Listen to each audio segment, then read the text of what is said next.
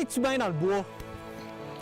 Je suis présentement dans la forêt école où les étudiants du Centre de formation professionnelle de Dolbeau-Mistassini viennent mettre en pratique ce qu'ils ont appris à l'école.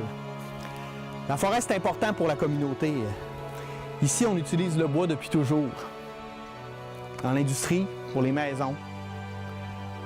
On est une communauté qui a toujours vécu dans le bois et que le bois a toujours aidé à faire vivre et à faire travailler les gens. Fait que cette semaine, on va vous parler de l'industrie forestière. Bienvenue à Perspective 125.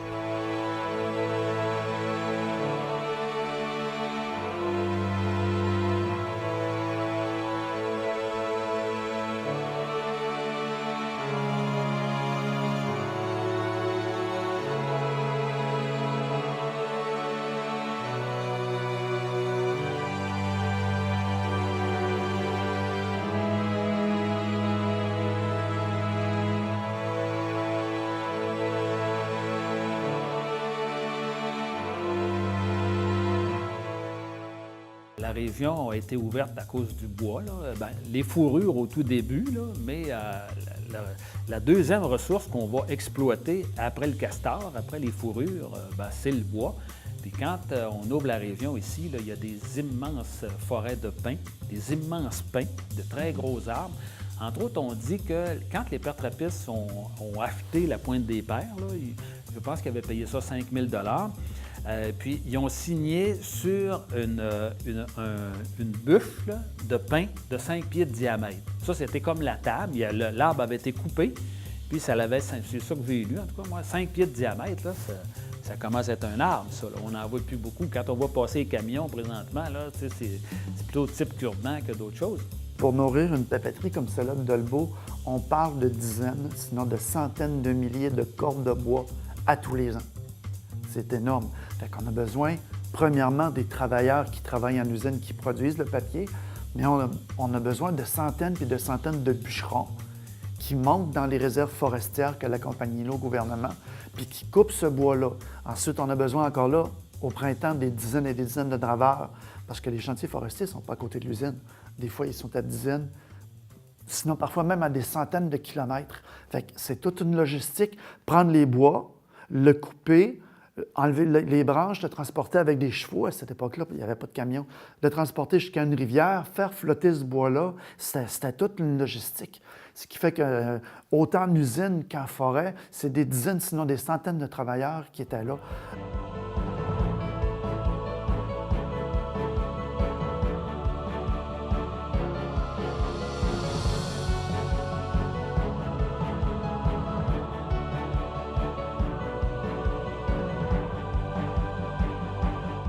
Malheureusement, il y a eu beaucoup d'exploitation. Les gens qui ont travaillé pour plusieurs compagnies forestières avaient des conditions extrêmement difficiles, pour ne pas dire inacceptables, là.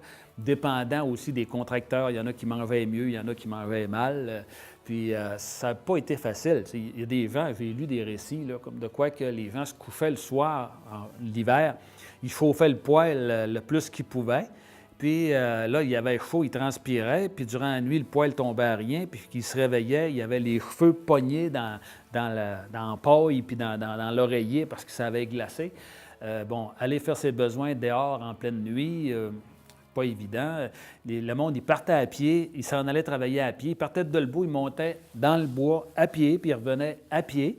Il nous parlait des hivers, comment ça se passait là-bas. Comment ça se passait dans les camps forestiers, évidemment, et du peu de confort qu'il y avait. Je me souviens qu'il a raconté souvent de fois que le matin, d'abord les beds, il appelait ça les petits lits, c'était des beds, évidemment. Les petits beds étaient appuyés contre le mur, un camp en bois rond, évidemment très mal isolé. Et le matin, il se réveillait, puis quand il venait pour se lever, il avait les cheveux pris dans la glace. C'était affreux comme condition, mais c'était à l'époque. On comprend aussi, quand on regarde un petit peu ces choses-là, on comprend pourquoi les gens ne vivaient pas très, très vieux. C'est rare qu'on voyait quelqu'un qui avait 80 ans, ou même à 50 ans ou à mon âge, aux alentours de 70, on disait ce sont ça des vieilles personnes. On s'imaginait que c'était presque la fin du monde de voir une personne qui avait 70 ans.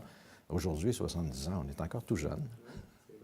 À la fin du 18e siècle, des camps en bois rond où on avait des lits en bois avec des matelas en épinette, puis on mangeait des bines 3 fois par jour, puis il y avait les poux, puis il n'y avait aucune condition d'hygiène. Encore là, ça, c'est des choses qui se sont améliorées avec le temps. Les camps se sont améliorés, ils ont été de plus en plus isolés. À partir du moment où la scie mécanique est arrivée, c'était moins difficile physiquement, parce que je ne sais pas si tu as déjà essayé, mais s'il y a une bûche avec un ciotte, là, c'est quelque chose. Puis d'ailleurs, la personne la plus appréciée au camp, à cette époque-là, à part le cuisinier, c'était le limeur. C'était quelqu'un qui avait ce métier-là dans le sang. Lui, il faisait juste ça. Puis quand tu avais un bon limeur, tu avais un bon ciotte qui coupait bien. Mais quand le limeur n'était pas bon, les ciottes coupaient moins bien, donc tu coupais moins d'arbres. Puis les gens, à cette époque-là, ils étaient payés au rendement. Fait que plus tu coupais de bois, plus tu étais payé. Puis quand tu avais un mauvais ciotte ou que tu étais un mauvais scieur, tu ne te fais pas longtemps. Puis tu retournes chez vous.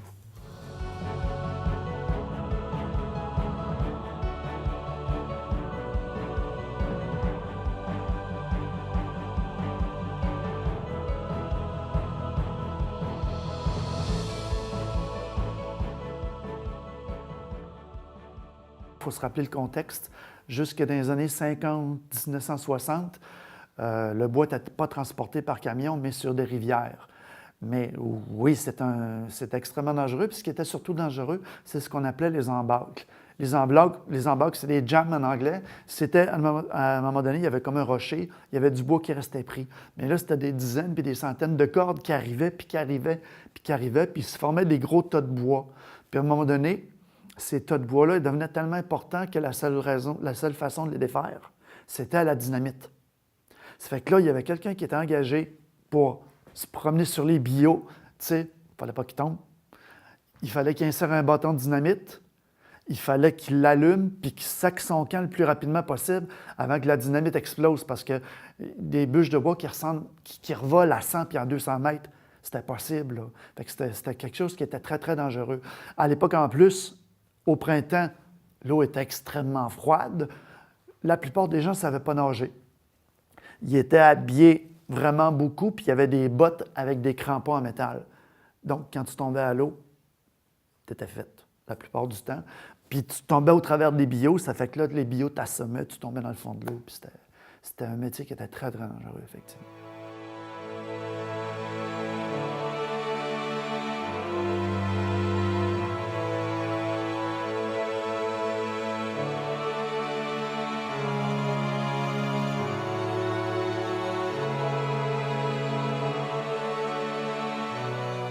Quand on parle du secteur de Dolbeau, ces gens-là, il y avait comme 2 catégories de travailleurs. Il y avait les travailleurs qui travaillaient en usine. C'était une usine qui fonctionnait 12 mois par année.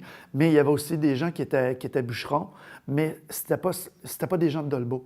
Les bûcherons demeuraient justement dans le secteur de Mistassini, puis dans tous les petits villages autour de Dolbeau, dans le fond.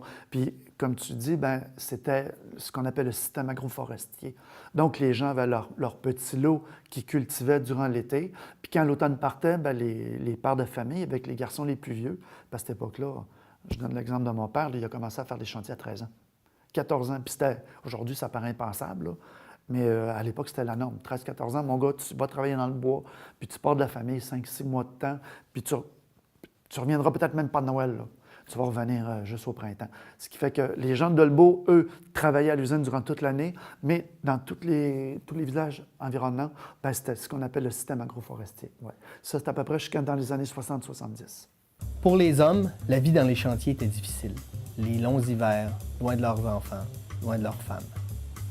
Pour les femmes, c'était encore plus difficile, parce que le travail n'arrêtait pas à 18 heures. C'était 24 heures sur 24, où ils devaient s'occuper de la famille, des enfants, qui étaient souvent très nombreux. Ils faisaient la cuisine, le ménage, le raccommodage, s'occupaient de tout et de rien pour leurs enfants, en attendant leurs hommes. Ma mère restait au foyer, oui, comme la plupart des mères. Nous, on était 8 enfants à la maison. 4 garçons, 4 filles. Je dis 4 garçons parce que le premier, c'était un garçon. Il y a eu 3 garçons, ça dirait 1 garçon, 1 fille, 3 garçons, 3 filles. Bien arrangé. Ça devait être dur pour les hommes Mais sincèrement, j'ai l'impression que c'était encore plus dur pour les femmes qui étaient à la maison. Parce que là, d'abord, il y avait une certaine inquiétude de savoir qu'est-ce qui se passe dans le bois, etc. Mais aussi, quand tu es, entre guillemets, poigné avec une trollée d'enfants, tu as 10-12 enfants, là, puis là, tu es tout seul pour gérer ça. Tu n'as pas d'argent, tu n'as pas de ressources. Il faut que tu les fasses manger, il faut que tu les consoles, il faut que tu les soignes. Tu sais, sincèrement, là, les femmes ont eu la vie plus difficile que les hommes. Puis, je dirais même que dans certains cas, il y a des hommes qui fuyaient leurs responsabilités de parents en s'en allant dans le bois. Ça leur donnait une raison de ne pas s'occuper de ça. Puis, finalement, les femmes ont été, je dirais, formidables pour se tenir debout là, comme elles l'ont fait. Puis, on ne le reconnaît pas assez. Puis, je me rappelle, entre autres, de Simone Monet-Chartrand qui avait dit on devrait nommer une madame, une femme, comme ministre des Finances, parce qu'elle sait comment gérer un budget. T'sais, elle, là, avec 50 piastres, est capable de s'occuper de l'épicerie, de l'habillement, du loyer, etc. Là. Elle disait, si on avait eu un ministre des Finances qui avait été une mère de famille, probablement que nos finances seraient dans un bien meilleur état. Je trouvais ça assez vrai, là, parce que dans le fond, les femmes ont fait des miracles. Puis, après ça, faire du linge, transformer le linge du plus vieux pour le deuxième, le troisième, etc. Là. Ils ont fait des miracles, ces femmes-là. Là. Jusqu'à les années 60, 1960, encore là, il n'y avait pas beaucoup de commerce. Quand on pense aux gens qui restaient dans les rangs, ils vivaient vraiment beaucoup en autarcie. Comme je disais tantôt, chacun avait son lot. C'était indispensable d'avoir un gros jardin, aussi pour les patates, les choux, les carottes. Donc, les navets, tous les légumes qui se conservaient bien l'hiver, qu'on mettait dans un caveau ou au sous-sol de la maison. Puis, je rappelle encore que les femmes à cette époque-là, c'était pas 1 ou 2 enfants, là. C'était 8, 10, 12. On remontait jusqu'à 18. Même le record à Iberville, c'est 24 enfants. C'est sûr que les plus vieilles aidaient leur mère quand ils étaient plus âgés, autour de 10-12 ans. Mais c'était pas évident. Pas d'électricité. Pour vous donner encore là un exemple, dans la plupart des rangs de la région, l'électricité est arrivée juste entre 1940 et 1950. Fait qu'imaginez-vous, avant les années 50, il n'y avait même pas d'électricité dans les rangs, donc aucune machine à laver, aucun poêle électrique, pas de fer à repasser électrique. C'était du matin au soir. Pas de couches non plus, comme on a aujourd'hui, les couches jetables. C'était des couches en coton. On avait un poêle à bois, puis il fallait manger aussi l'été. Un poêle à bois l'été, là, il fallait le chauffer, puis il faisait chaud dans la maison, c'était terrible. C'était pas des conditions qui étaient... C'était des héroïnes, les femmes, à cette époque-là. Ils étaient très courageuses. Encore là, ça, c'est une autre affaire. Avant l'électricité, il fallait se chauffer, pas chauffer, mais il fallait éclairer avec des lampes à l'huile.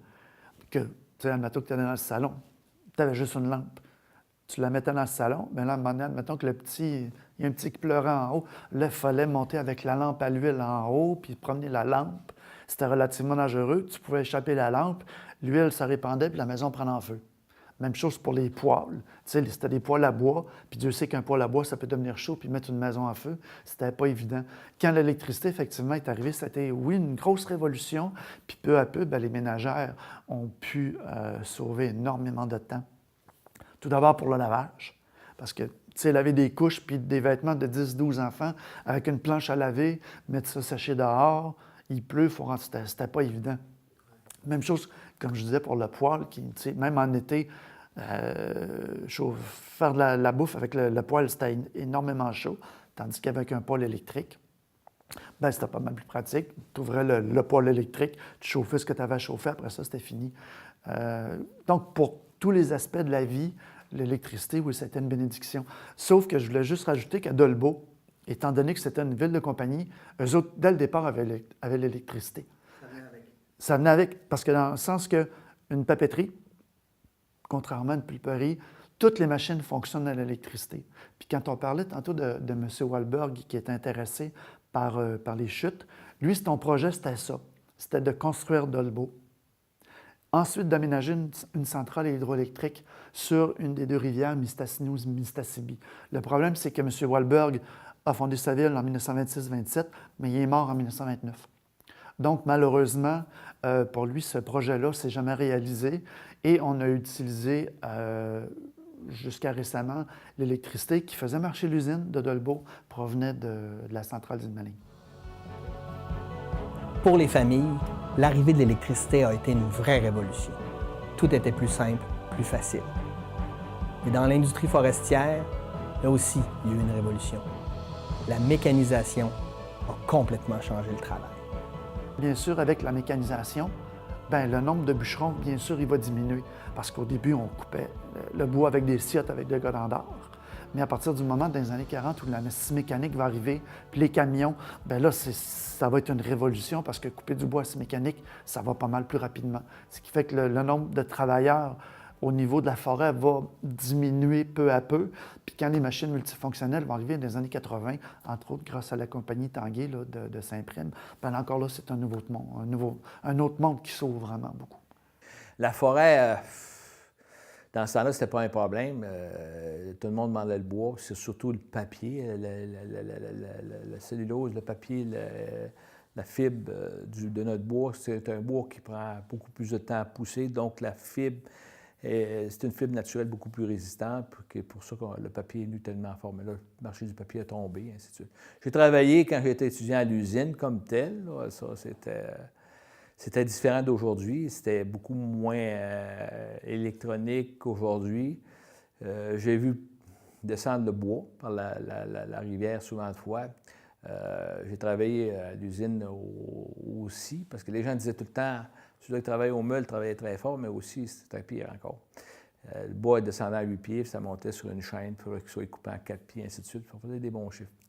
Mais c'était sûr que l'environnement, dans ce temps-là, ben, c'était moins...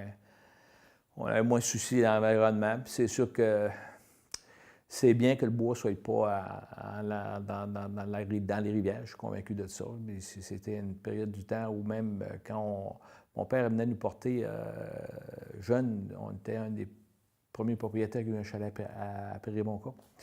Puis j'ai vu les rafles de bois transportées par le Hujon ou le Péribonca. Le Hujon, les beaucoup de gens qui l'ont connu, ils amenaient des énormes rafles de bois. On ramassait du bois le long des plaires qu'il y en avait partout. Quand on était habitué jeune, quand on faisait de la chaloupe et qu'on frappait une pitoune, on dépinait le moteur, on s'habituait à réparer nos pieds de moteur en changeant à la pine. J'ai connu ces moments-là où la drave, le bois, ainsi de suite. On voyait que se coupait énormément de bois. Aujourd'hui, c'est plus ça, c'est plus sélectif, c'est plus mécanisé, il y a moins de personnes qui travaillent en forêt. Ça a été difficile, mais à partir du moment où on a eu de la transformation, là, les conditions de travail ont pu s'améliorer. Les gens qui travaillaient dans les usines, là, avec les syndicats, ils ont pu avoir des conditions de travail pas mal plus intéressantes. Si on s'en vient à aujourd'hui, ce qu'on voit, c'est que malheureusement, on n'est pas sorti encore de l'industrie du 20e siècle, là, puis même quasiment du 19e siècle. On est encore dans le papier, on est encore dans le 2x4, puis je ne dis pas qu'il ne faut pas en faire, là.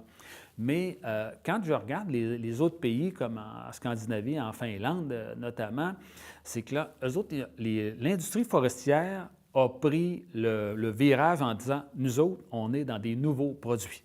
Nous autres, l'avenir du bois, on le voit dans des nouveaux produits, que ce soit la production de biofuel, là, de diesel forestier, ou en tout cas de ce type de produit-là, que ce soit dans des cols ou autrement, dans des nouveaux types de papier. Ils ont pris ce virage-là parce qu'ils savent très bien que l'avenir du papier, c'est assez tranquille. Puis, puis même si on peut se trouver chanceux d'avoir réouvert l'usine en bas, l'usine de papier ici, moi j'avais dit, tant que j'étais encore député, bravo à tout le monde qui a travaillé pour ça, merci, mais même si c'est ouvert, il faut qu'on maintienne un comité pour trouver un nouveau produit pour dans 5 ans ou dans 10 ans, quand on va se ramasser encore avec le même genre de problème, là. Et ça, je pense que ça manque. C'est particulier dans une ville de compagnie d'avoir une usine qui a des hockey, on va dire. C'est arrivé dans l'histoire récente, c'est pas arrivé durant la période. Le sifflet de l'usine se fera entendre en février 1928 pour la première fois et jusqu'en 1984. Donc on a une idée de comment la vie était rythmée par ces usines-là pour les gens locaux. Et elle va fermer pour la première fois en 2007. Elle ferme la machine 2. En fait, l'usine au complet ne ferme pas, c'est la machine 2 d'abord qu'on arrête. Et il y a 130 employés qui perdent leur travail à ce moment-là. Heureusement, bon, c'est temporaire, on va ouvrir un an plus tard et les 130 employés reviennent au travail. Mais ce n'est pas la fin des peines de l'usine. En 2009, le contexte économique était difficile, il y a eu une crise dans l'industrie. Les coûts, ça ne fonctionnait pas très bien avec ce qui se faisait avec les compagnies. Et à l'époque, on parle de 2009, on parle de Bowater. C'est bien le cas, oui. Abitibi-Bowater. Ça va fermer complètement. Donc, il y a 285 travailleurs qui perdent leur emploi à cette occasion-là. On va rouvrir 3 ans plus tard sous la bannière résolue, mais c'était une fermeture complète qu'on avait. On ne savait pas à quoi s'attendre. Moi, je pense qu'on a des problèmes aujourd'hui dans la forêt. C'est un peu nous autres qui occasionnent les problèmes. Quand on n'a pas respecté les Américains dans le passé pour les quotas, puis on a submergé le marché américain, bien, c'est la réponse qu'on a eue des Américains par après quand l'occasion est arrivée. Bien, on a fait des moulins partout. Puis qu'à un moment donné, on l'a coupé à outrance la forêt. Il y a une gestion à faire. Je pense qu'aujourd'hui, il se fait une beaucoup meilleure gestion, même si il y en a des organismes qui semblent critiquer. Je pense qu'on est très avancé au niveau de la gestion de la forêt. C'est clair que ce qui arrive actuellement, c'est pas particulièrement facile. Au niveau du bois d'œuvre, au niveau du papier, quand on prend l'usine Résolue à Dolbeau, le papier journal, ça n'a pas été facile. Ils ont été obligés de se reconvertir à nouveau. Le bois d'œuvre, on sait qu'est-ce qui arrive avec les visées isolationnistes de M. Trump, OK? Pas facile non plus. Le bleuet, apparemment, on en produit beaucoup, puis le prix du bleuet a baissé considérablement l'an passé, c'est pas facile. Puis dans notre secteur, là, c'est pas mal les piliers de notre économie. OK? Donc, c'est clair que c'est peut-être plus compliqué de gérer cette situation-là que ça pouvait l'être dans mon temps, où c'était plus prospère, puis où il y avait plus de monde qui était à l'emploi. Les choses ont évolué et même on constate que sur toute la période, toute l'existence de la ville de Dolbeau, il y a toujours coexisté d'autres industries, il y a toujours eu d'autres tentatives qui, toutefois, n'ont jamais réussi à atteindre la masse critique en bon français de l'usine, de la papeterie. Il y a toujours eu d'autres industries, d'autres types de production, d'autres entrepreneurs. Il y a une histoire industrielle assez riche. D'ailleurs, on a gagné le prix de la ville industrielle de l'année en 1994. Dans notre secteur, la crise forestière perdure depuis des années. Nous avons tenté de trouver plusieurs solutions. Ce n'est pas toujours facile. Mais ce qui est à retenir, c'est que la communauté se tient serrée, fort, veut trouver des solutions, parce que le bois, c'est dans notre ADN, ça fait partie de nous. Eh bien, on voit une belle solidarité quand on aborde ces questions-là chez les Dolmissois. On voit que les gens se mettent de l'avant, se rencontrent, n'hésitent pas à sortir pour faire des manifestations publiques, pour passer un message au gouvernement. On l'a vu d'ailleurs récemment avec la crise qui avait nombre sur le bois d'œuvre qui planait, tout ça. On a fait une grande marche forestière. C'est arrivé aussi dans le passé que les gens, par la solidarité aussi, la solidarité sociale, il y a des gens qui vont organiser des comités d'aide pour les gens en difficulté. On voit que le milieu n'a pas été passif face à ce qui lui arrivait et qui ont tenté d'améliorer le sort comme ils pouvaient des gens à qui ça touchait, pour que le milieu se maintienne du mieux qu'il pouvait. Il y a des volontés à l'œuvre, il y a des gens qui s'en mêlent, qui, heureusement, parfois ont le pouvoir d'influencer les choses. Et en même temps, on n'est pas tombé en déclin pour autant. Je pense que le fait que le milieu ne périclite pas doit aussi aider à quelque chose. Ce que je rêve, moi, en tout cas, ce que je souhaiterais pour l'industrie forestière, c'est que, d'abord, c'est qu'on se réapproprie collectivement cette industrie-là. Moi, j'aimerais ça qu'on fasse un peu comme en Norvège, notamment, c'est que l'État est propriétaire de 50 de l'industrie pétrolière, puis finalement, c'est qu'elle soutient cette industrie-là, elle met de l'argent de côté pour les vieux jours de la Norvège. Bien, nous autres, là, on pourrait s'inspirer de ce modèle-là, de dire à la Caisse de dépôt et de placement, qui est une organisation très riche, qui place notre argent un peu partout, bien, de dire que toi, là, tu vas venir nous aider à développer l'industrie forestière parce que, pourquoi, entre autres, qu'on ne développe pas des nouveaux produits, C'est parce que ça coûte des dizaines, sinon des centaines de millions de dollars. Puis quand tu es dans une industrie qui a de la misère à faire ses frais, puis que tu arrives bien que juste, parce que c'est pas encore rose, puis quand on voit tous les problèmes avec les Américains, ça vient s'ajouter, bien, c'est que là, admettons que toi, tu dis, on fait un virage, puis on s'en va dans des nouveaux produits. Tu t'en vas dans une banque, puis regarde ton profil financier. Non, prête pas 5 cents, tu as de la misère à arriver. Pas payant ton affaire. Le monde du bois, là, ça ne marche pas. C'est que là, présentement, là, ceux-là qui ont des dossiers forestiers, quand ils vont à la caisse ou à la banque, ce n'est pas ceux-là qu'on met en priorité, on met ça en dessous de la pile parce que ce n'est pas payant. Si on faisait une espèce de consortium avec un paquet d'intervenants, puis là, on disait, nous autres, on prend ce virage-là, on met de l'argent là-dedans pour les 50 prochaines années, je suis persuadé qu'on pourrait se redonner un avenir. Puis pourquoi est-ce qu'on devrait miser là-dessus?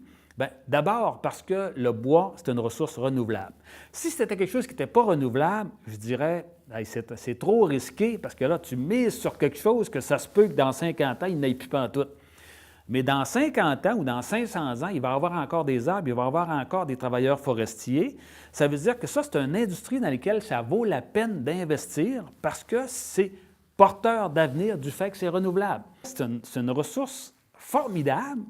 On est une des sociétés qui peut en bénéficier le plus, puis on n'y croit pas. Puis qu'on va laisser ça là, par terre, puis en plus, laisser les arbres pourrir sur place, puis tout le carbone qu'ils ont capté va retourner dans le ciel, puis là, on ne s'aperçoit pas là, que ça ne marche pas notre affaire. Il y a beaucoup d'ouvrages à faire, mais il faut y croire. J'espère que vous avez apprécié cette émission sur l'industrie forestière. La semaine prochaine, à Perspective 125, on va se pencher sur l'industrie du bleuet et sur l'agriculture. J'espère que vous serez des nôtres. Bonne semaine!